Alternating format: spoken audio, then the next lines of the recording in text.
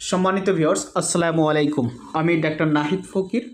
আমার সামনে যিনি আছেন ইনার নাম হচ্ছে সেনুয়ারা। বয়স হচ্ছে কয় বছর আপনার? 27 বছর। বয়স কত আপনার? 27 বছর। আচ্ছা। তো উনি এসেছিলেন হচ্ছে মরিচা থেকে। উনি যদিও বেশ পূর্বে এসেছে আমার কাছে, প্রায় 1 জানুয়ারি 2024 সনে এসেছিলেন।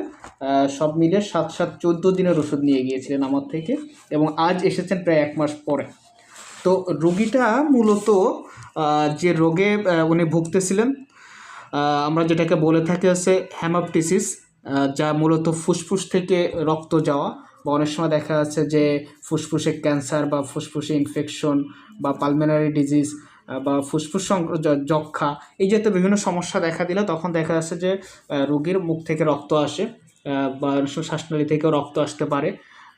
এছাড়াও হচ্ছে তাদের অনেক সময় শ্বাসকষ্ট